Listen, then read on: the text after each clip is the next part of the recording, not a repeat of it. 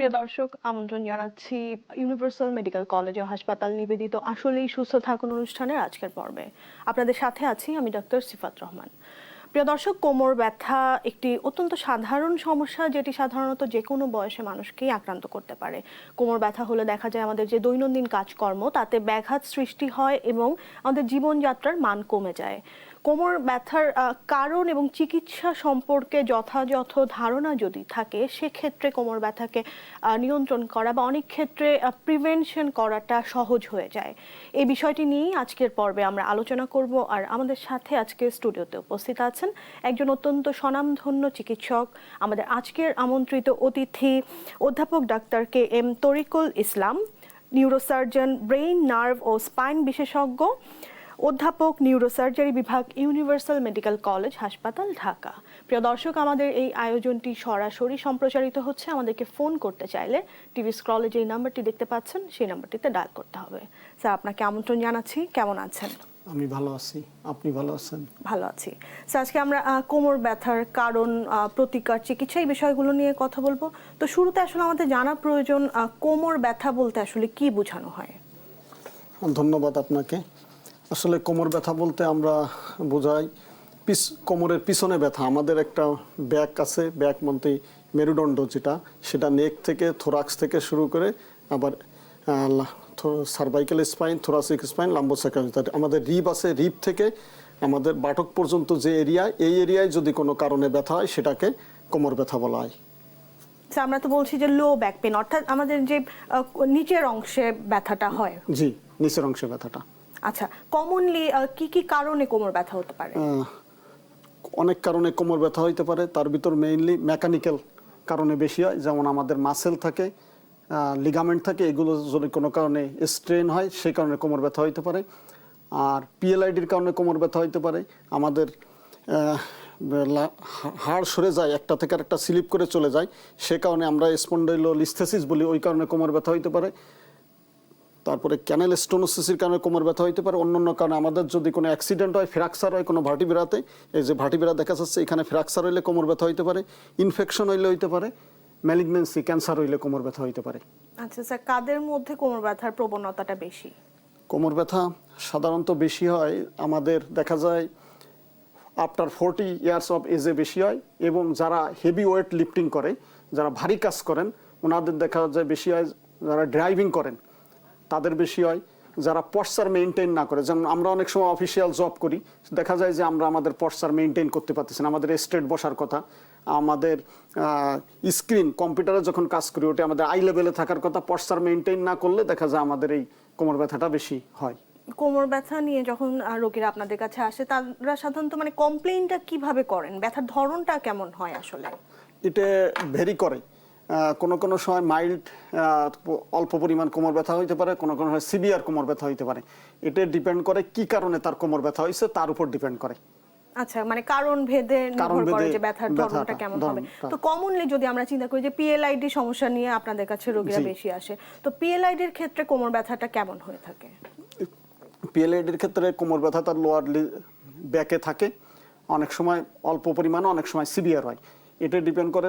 PLID তো আমাদের disc prolapse, আমাদের দুটো ভার্টিব্রার মাঝখানে যে ডিস্ক থাকে, এই ডিস্কটা যখন বেরোয় আসে আমাদের কোনো অ্যাক্সিডেন্টের কারণে, কোনো হেভি ওয়েট লিফটিং কারণে, তখন এই ডিস্কটা এসে আমাদের নার্ভের উপর চাপ দেয়। নার্ভের উপর যখন চাপ দেয়, এগুলো আমাদের নার্ভ, তখন আমাদের পেইন হয়। তো এই চাপের পরিমাণ কীরকম, অনেক বেশি না মাঝামাঝি, তার উপর ডিপেন্ড করে আমাদের কোমর ব্যথা হয়। সে মাইল্ড টু মডারেট আর সিভিয়ার এরকম হয়।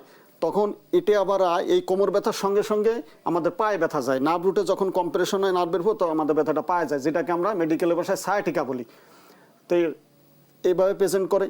সাথে ব্যথার সাথে আবার অন্য অন্য সিমটম থাকে অনেক সময়, যেমন আমাদের পায়ে অবশ অবশ থাকতে পারে, আমাদের মাসেল মাংস দুর্বল হয়ে যেতে পারে, পায়ের আঙ্গুল দুর্বল হইতে পারে, আমাদের অনেক সময় প্রস্রাব পায়খানায় সমস্যা দেখা দিতে পারে, যেটাকে আমরা অটোনমিক সিমটম বলি। এই সমস্যাগুলো নিয়ে, এবং রোগীরা সাধারণত আরও কমপ্লেন করে যেটা বেশি, যে আমাদের হাঁটতে গেলে ব্যথা হয়, তখন আমরা বেশি দূর হাঁটতে পারি না, আমরা বিশ্রাম নিই বা পজিশন চেঞ্জ করি, তারপরে আমরা হাঁটতে পারি। অর্থাৎ মানে কাজের সাথে এটার একটা সম্পর্ক থাকে, আছে। মানে পেশেন্ট যখন আবার বিশ্রাম নিচ্ছে ব্যথাটা কমে জি, যাচ্ছে। বিশ্রাম নিয়ে পজিশন চেঞ্জ করার কারণে ব্যথাটা কমে যায়। পিএলআইডি তে যদি আমরা বলি যে আসলে রিস্ক ফ্যাক্টর গুলো কি কি, যে মানে কি কারণে আসলে পিএলআইডি বেশি হচ্ছে? জি, এটা মেইনলি বেশি হয় যারা ভারী কাজ করে সাধারণত তাদের ক্ষেত্রে বেশি হয়, যারা পশ্চার মেইনটেইন না করে তাদের ক্ষেত্রে বেশি হয়, যাদের ওজন বেশি তাদের ক্ষেত্রে বেশি হয়, যারা ড্রাইভিং করে জার্নি করে বেশি তাদের ক্ষেত্রে দেখা যায় পিএলআইডি বেশি হয়। আচ্ছা, পিএলআইডি নিয়ে যখন রোগীরা আপনাদের কাছে আসছে, নিশ্চয়ই আপনারা প্রথমে আগে হিস্ট্রিটা নেন যে রোগীর কি কারণে হচ্ছে, কারণটা খুঁজে বের করার চেষ্টা করেন যে তার অকুপেশনটা কি, যেটা বললেন যে যারা ড্রাইভিং করে বা যাদেরকে ডেস্ক জব করতে হয়, মানে অকুপেশনাল একটা হ্যাজার্ড এটার সাথে জড়িত আছে। যারা হেভি ওয়েট লিফটিং এর কাজ করে, আচ্ছা, কুলি আছে আমাদের দেশে যারা ওজন ক্যারি করে, মানে labour work, high Labor worker intensive করে। লেবার ওয়ার্ক যাদের Intensive, করতে হয় যাদের করতে তাদের হয়। মধ্যে বেশি জি। হয়। মানে এই হিস্ট্রিগুলো নিয়ে সাধারণত আপনারা যে ডায়াগনোসিসটা করার চেষ্টা জি। করেন, এর বাইরে কি কোনো ধরনের ইনভেস্টিগেশন, পরীক্ষা নিরীক্ষা করার প্রয়োজন হয়? আমরা যখন সাসপেক্ট করি যে তার এই কোমর ব্যথার কি কারণে হচ্ছে, পিএলআইডির কারণে হোক বা অন্য কারণে হোক, এগুলো কনফার্ম করার জন্য আমাদের এমআরআই করা লাগে, সাথে অন্যান্য ইনভেস্টিগেশনও করা লাগে। কিন্তু পিএলআইডির জন্য মেইনলি আমরা একটা এক্সরে আর একটা এমআরআই করি। এমআরআই করলে আমরা কনফার্ম করতে পারি যে তার ডিস্ক প্রলাপস আছে কিনা। কনফার্ম করার পরে সাধারণত তার ম্যানেজমেন্টটা কিভাবে দিবেন? কারণ রোগীরা অনেক ক্ষেত্রেই আপনাদের কাছে নিশ্চয়ই বলে যে স্যার আমি কোনো অপারেশন করতে চাই না, আমাকে ওষুধ দেন, আমি ওষুধের মাধ্যমে ভালো থাকতে চাই। তো পিএলআইডির চিকিৎসা কি শুধুমাত্র মেডিসিনের মাধ্যমে সম্ভব? মেডিসিনের সঙ্গে আমরা আরো কিছু বলি, লাইফস্টাইল মডিফিকেশন করতে বলি, ওয়েট বেশি থাকলে ওয়েট কমাইতে বলি, তারপরে যে যে কারণগুলো আমি বললাম এই কারণগুলোকে আমরা অ্যাভয়েড করতে বলি। যেমন গাড়ি ড্রাইভিং করলে আমরা বলি কোমরে বেল্ট পরে গাড়ি ড্রাইভিং করবে এবং সতর্ক থাকবে। যারা ওয়েট লিফটিং করে তাদেরকে আমরা বলি কোমর বাঁকা করবেন না, কোমর বাঁকা না করে ওয়েট তুলবেন। তারপরে অফিসিয়াল জব করেন যারা, ওনাদেরকে আমরা বলি আপনারা পশ্চার মেনটেন করবেন, স্ট্রেট বসবেন এবং আপনাদের কম্পিউটারের স্ক্রিনটা আই লেভেলে রাখবেন, এরকম আমরা উপদেশ দিই। তারপরে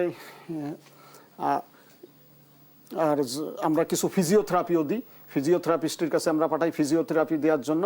সাথে আমরা পেইন কিলার দিই, অ্যানালজেসিক, কিছু মাসেল রিল্যাক্সেন্ট যাতে মাংসটাকে নরম করে দেয়, সে মাসেল রিল্যাক্সেন্ট দিই। এভাবে আমরা কনজারভেটিভ ট্রিটমেন্ট দিই এবং তাকে পশ্চার মেইনটেন করতে পারি। শোয়ার সময় আমরা তাদেরকে বলি যে আপনারা উপুড় হয়ে শোবেন না, উপুড় হয়ে শুলে কোমর ব্যথা আরও বেশি বাড়বে। আমরা বলি হয় চিত হয়ে শোবেন অথবা এক পাশ করে শোবেন এবং দুই হাঁটুর মাঝখানে বালিশ রাখবেন, এবং চিত হয়ে শুইলেও আমরা বলি হাঁটুর নিচে বালিশ দিয়ে ঘুমাবেন। এবং ওঠার সময় আমরা বলি তাড়াহুড়ো করে উঠবেন না, আস্তে আস্তে উঠবেন।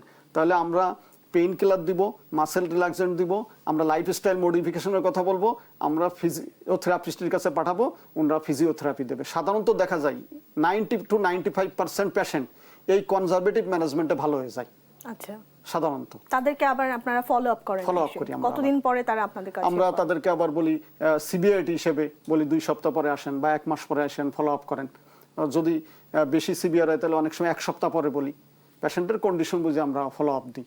যে পেশেন্টগুলো কনজারভেটিভ ট্রিটমেন্টে রেসপন্স করছে তাদের কি তাহলে পরবর্তীতে সার্জারি প্রয়োজন হয় না? আমরা সাধারণত কনজারভেটিভ ট্রিটমেন্ট করি 6 to 12 উইকস আমরা দেখি। সাধারণত এডুকুয়েট অ্যানালজেসিক মানে এডুকুয়েট পর্যাপ্ত পেইন কিলার দিলে, লাইফস্টাইল মডিফিকেশন করলে আমরা দেখা যায় যে 6 to 12 উইকসের ভিতর 90 to 95% পেশেন্ট ভালো হয়ে যায় এবং তাদের ক্ষেত্রে সার্জারি প্রয়োজন হয় না।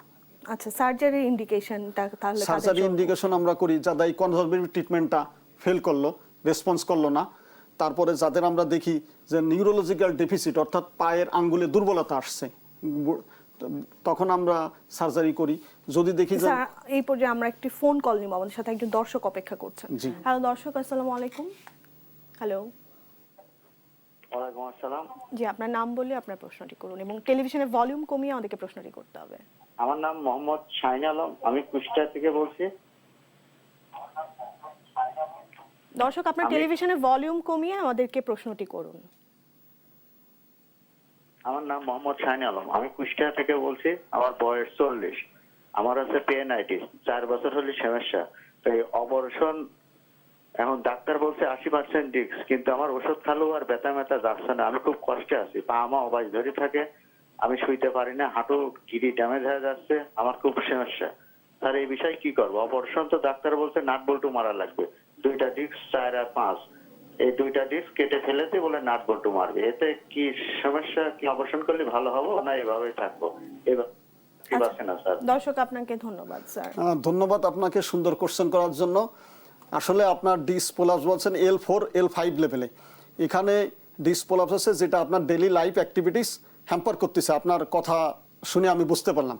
এক্ষেত্রে নাট বল্টু যে বিষয়টা মানে রড অ্যান্ড স্ক্রু ফিক্সেশন, এটা যদি আমরা এক্সরে করে দেখি, একটা ধরনের স্পেশাল এক্সরে আছে যেটা আমরা ফ্লেকশন এক্সটেনশন পজিশনে ল্যাটারাল ভিউ করি, অর্থাৎ এই এক্সরেটা করে আমরা যদি দেখি আপনার একটা হাড় আর একটা হাড় থেকে সরে গেছে, শুধু সেই ক্ষেত্রে যদি উপরের হাড়টা নিচের হাড়ের থেকে সামনে চলে যায়, সেই ক্ষেত্রে শুধু আমরা নাট বল্টু মারি আপনার কথায় আর কি, নতুবা শুধুমাত্র আমরা ডিস্কেক্টমি করে দিলে আপনি আশা করি ইমপ্রুভ করবেন। আচ্ছা, আমরা সার্জারি নিয়ে আরো বিস্তারিত কথা বলবো একটি ছোট বিরতির পরে। জি, থ্যাংক ইউ। প্রিয় দর্শক, ইউনিভার্সাল মেডিকেল কলেজ হাসপাতাল নিবেদিত আসলেই সুস্থ থাকুন অনুষ্ঠানে এই পর্যায়ে একটি ছোট বিরতিতে যাচ্ছি, ফিরে আসছি বিরতির পর।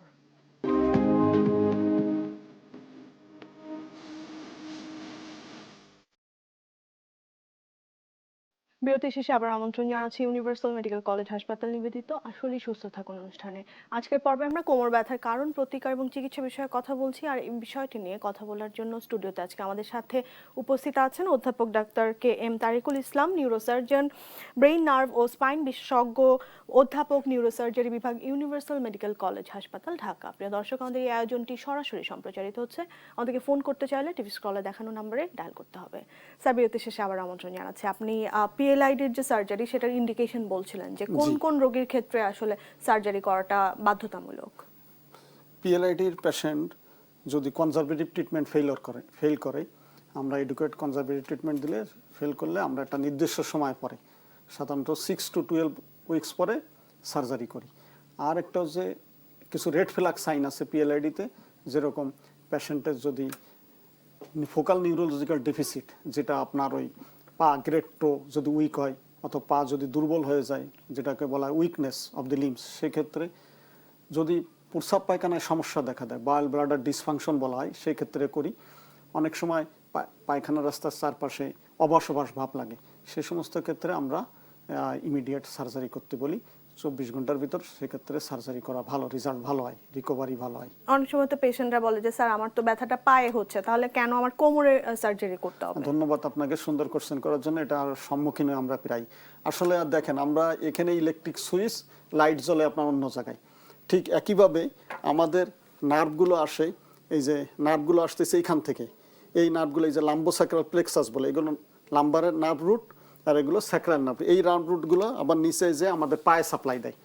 তা যখন ডিসপোলাপস হয় তখন এই নার্ভ রুটের উপর কম্প্রেশন হয়, কিন্তু এই কম্প্রেশনের কারণে এই নার্ভ রুট যেখানে আমাদের পায়ে সাপ্লাই দিচ্ছে সে পায়ে ব্যথা হয়। সেই জন্য আমাদের এই যেখানে প্যাথোলজি সেখানে আমরা অ্যাড্রেস করে অপারেশন করি, ফলে রুটের উপর কম্প্রেশন চলে যায়, পেশেন্ট পায়ে ব্যথা রিলিভ হয়ে যায়। সার্জারি নিয়ে তো আসলে একটা রোগীদের মনে স্বাভাবিক ভয় থাকে যে আসলে সার্জিক্যাল প্রসিডিওরটা মানে কতটুকু সাকসেসফুল হবে, বা সার্জারির পরে তিনি স্বাভাবিক জীবনে কি ফিরে যেতে পারবেন কিনা, তার যে স্বাভাবিক কাজকর্মগুলো ছিল সেটা তিনি করতে পারবেন কিনা, এসব ক্ষেত্রে রোগীদেরকে আপনারা কিভাবে রিঅ্যাসিওর করেন? হ্যাঁ, আমরা রিঅ্যাসিওর করি। অবশ্যই ভয় থাকাটা স্বাভাবিক, যে কোনো অপারেশনে তো আমরা ভয় পাই, আমরাও যখন অসুস্থ হই ডাক্তাররা তখন আমরাও ভয় পাই। তা আসলে ভয়ের কিছু নাই।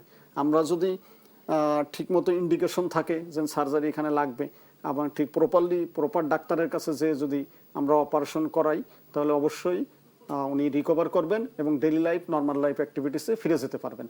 সার্জারির ক্ষেত্রে আধুনিক কি কি পদ্ধতি আপনারা এখন অবলম্বন করছেন? আমরা সার্জারির ক্ষেত্রে আমরা এটা তার রোগ ধরনটা, ডিসপোলাপসটা কীরকম হয়েছে, তার সাথে অন্য কোনো ক্যানেলস্টোনোসিস আছে কিনা, ল্যাটারাল রিসেস সিন্ড্রোম বলে আরও যেগুলো মেডিকেল টার্ম, যার ভিতর দিয়ে আমাদের এই সুষমা কাণ্ড যেটা স্পাইনাল কর্ড বেরোয়, ওটার ভিতরে ওই ক্যানেলটা চাপে গেছে কিনা।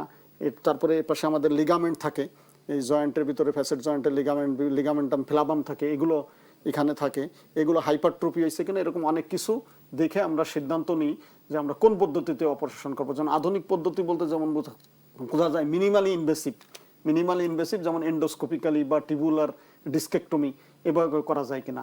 তা আমরা যদি শুধু এক্সট্রুডেড ডিস্ক থাকে, সামান্য শুধু ডিসপোলাপস, আদার কোনো প্যাথোলজির সাথে না থাকে, সাধারণত সে সমস্ত ক্ষেত্রে আমরা মিনিমালি ইনভেসিভ করলে রেজাল্ট ভালো হয়। আর তাছাড়া এমনি কনভেনশনাল প্রসিডিউর আছে, যেমন ওপেন প্রসিডিউর করা যায়। আরেকটা পদ্ধতি আছে, আমরা মাইক্রো ডিস্কেক্টমি করতে পারি, মানে মাইক্রোস্কোপের সাহায্যে আমরা ডিস্কেক্টমি করতে পারি। তা সেই এই পদ্ধতিগুলো আমরা অবলম্বন করি পেশেন্টের কন্ডিশনের উপর ভিত্তি করে। আচ্ছা স্যার, এখন তো হাড়ের চিকিৎসায় দেখা যায় যে রিজেনারেটিভ মেডিসিনের একটা ভূমিকা আছে, যা অনেক ক্ষেত্রেই পিআরপি থেরাপি বা স্টেম সেল থেরাপি এই ধরনের থেরাপিগুলো এখন আধুনিক চিকিৎসায় অন্তর্ভুক্ত হচ্ছে।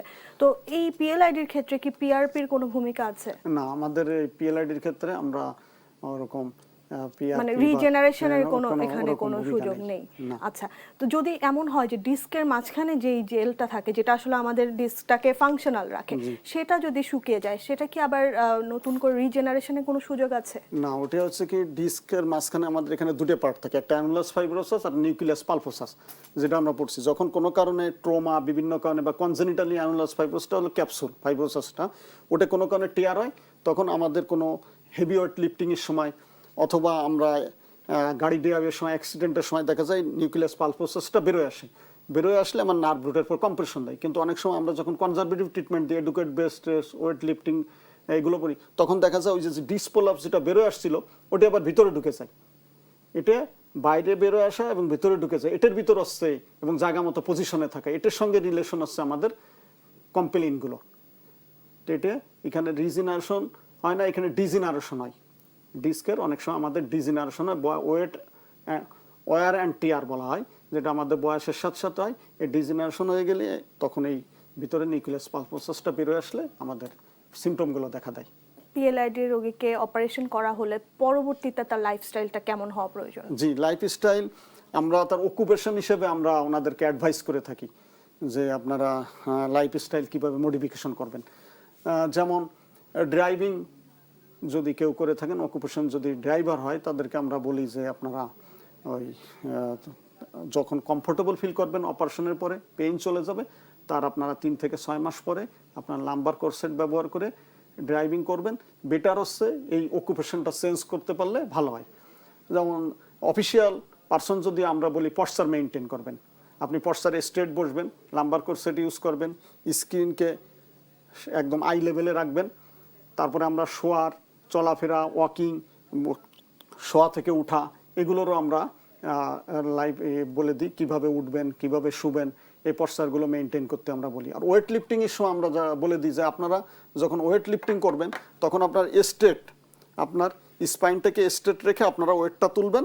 কোনো সময় আপনারা কোমর বাঁকা করে ওয়েট তুলবেন না, কারণ কোমর বাঁকা করলেই আবার এটা হওয়ার সম্ভাবনা থাকে।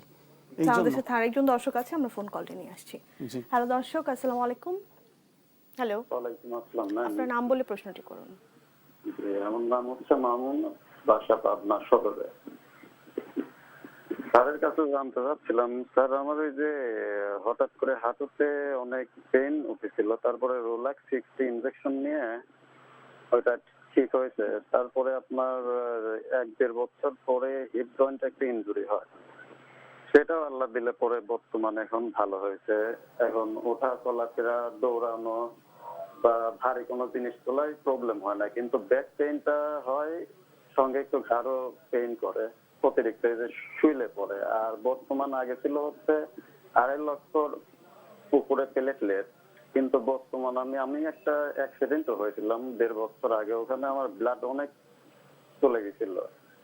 তারপরে আমি সিবিসি টেস্ট করার পরে প্লেটলেটটা হচ্ছে 65,000-এ আসছে। তাহলে এখন বর্তমান আমি আপনার থেকে ভালো কি আশা করতে পারি সেটার জন্য আর কি। আচ্ছা দর্শক, আপনাকে ধন্যবাদ। স্যার, আপনার কি কোনো প্রশ্ন আছে ওনার কাছে? জি, আপনার এখন কি হাঁটুর ব্যথা তো চলে গেছে, এখন আপনার কি কোমরে ব্যথা আছে? না, হাঁটুর ব্যথাও নাই, হিপ জয়েন্টের প্রবলেম ছিল, হিপ জয়েন্টের ব্যথাটাও নাই। আর আমার এখন ব্যাক পেইন। তো এই ব্যাক পেইন কি আপনাকে হাঁটা চলা করেন যখন তখন হয়, না শুধু শুয়ে থাকলে হয়? শুধু শুয়ে থাকলে হয় স্যার। শুয়ে থাকলে, হাঁটা চলা করলে ব্যাক পেইন হয় না? না না না, এমন কোনো ব্যথা। অন্য কোনো সময় আপনার এই ব্যাক পেইন হয় না? না না, অন্য আপনি কি এটার জন্য, আপনার ব্যাক পেইনের জন্য এক্সরে বা এমআরআই কিছু করেছেন? না স্যার, করি না। আর আমার এই পেইনটা উঠে হচ্ছে বিকেলের দিকে, আমি বিকেলে তখন শুই, তখন হচ্ছে, তাছাড়া সারাদিন শুইলে আর ওঠে না। বুঝতে পারছি। যাও, আপনার এটার জন্য আমাদের একটু ইভালুয়েট করতে হবে যে এই ব্যাক পেইনটার কারণ কি, আমাদের এক্সরে, প্রয়োজন হলে আমরা এমআরআই, এগুলো করে দেখে আমরা প্যাথোলজি পেলে তারপরে সে অনুযায়ী আপনাকে চিকিৎসা দেব। তা এজন্য আপনি একজন নিউরোসার্জনের সঙ্গে যোগাযোগ করতে পারেন। একজন নিউরোসার্জনের সঙ্গে যোগাযোগ করলে উনি আপনাকে ইভালুয়েট করে ও আপনাকে কথা শুনে আপনাকে পরীক্ষা নিরীক্ষা, আমরা অনেক সময় ফিজিক্যাল এক্সামিনেশন বলি, কিছু এক্সামিনেশন করে এবং লাগলে এক্সরে এমআরআই করে ইভালুয়েট করে তারপর আপনাকে চিকিৎসা দিলে ইনশাল্লাহ আপনি সুস্থ হয়ে যাবেন। আচ্ছা দর্শক, আপনাকে ধন্যবাদ। আশা করি আপনার প্রশ্ন উত্তর পেয়ে গিয়েছেন। তো আমরা অনুষ্ঠানে প্রায় শেষের পর্যায়ে চলে এসেছি, আমরা শেষ করব। তো দর্শকদের জন্য কি আপনি কোনো মেসেজ দিতে চান? হ্যাঁ, দর্শকদের জন্য আমার মেসেজ এটাই যে আমরা আমাদের লাইফস্টাইলকে ঠিকমতো মেনটেন করব, ডেইলি লাইফ অ্যাক্টিভিটিসকে আমরা মেনটেন করে চলবো। আমরা জার্নির সময় আমরা সবাই সতর্ক থাকব, যারা ড্রাইভিং করি তারা এবং যারা বসে থাকে তারাও, এবং আমরা যারা ওয়েট লিফটার দর্শক যারা আছেন, ওয়েট লিফটার যারা কুলির ওজনের কাজ করেন তারা কোমর না বাঁকায়ে ওজন তুলবেন, এবং যারা অফিসে জব করেন ওনারা ওনাদের পশ্চার ঠিক মতো মেনটেন করবেন, এবং যারা ওভারওয়েট আছেন তাদের ওয়েট কমাবেন। যারা হাইপোথাইরয়েডিজম আছে দেখা যায় তাদের ওয়েট বেশি থাকে, তারা ওই এন্ডোক্রাইনিস্টকে দেখাইয়ে ওষুধ খেয়ে ওয়েটটাকে কন্ট্রোল করবেন। তাহলে আমরা দেখা যাবে যে আমাদের ভবিষ্যতে এই পিএলআইডি প্রবণতাটা কমে যাবে, কারণ হওয়ার পরে চিকিৎসা থেকে prevention is better than the cure. এই জন্য এই পিএলআইডি সমস্যা কারোর যদি হয় তাহলে আপনার দেরি না করে সঙ্গে সঙ্গে একজন নিউরোসার্জনের সাথে যোগাযোগ করবেন এবং উপযুক্ত অ্যাডভাইস নেবেন, চিকিৎসা নেবেন। এটা নিয়ে ভয়ের কোনো কারণ নাই। চিকিৎসা করলে আপনারা সুস্থ থাকবেন, ভালো থাকবেন, আপনাদের ডেইলি লাইফ অ্যাক্টিভিটিসও সুন্দর হবে। এটাই আমার মেসেজ আপনাদের প্রতি। আপনাকে অসংখ্য ধন্যবাদ আমাদেরকে সময় দেওয়ার জন্য। আপনাকে অসংখ্য ধন্যবাদ। প্রিয় দর্শক, ইউনিভার্সাল মেডিকেল কলেজ হাসপাতাল নিবেদিত আসলেই সুস্থ থাকুন অনুষ্ঠানের আলোচনা আজকের মতো এখানেই শেষ করছি। আপনাদের সাথে দেখা হবে সামনের পর্বে নতুন কোনো বিষয় নিয়ে। সবাই ভালো থাকবেন, সুস্থ থাকবেন।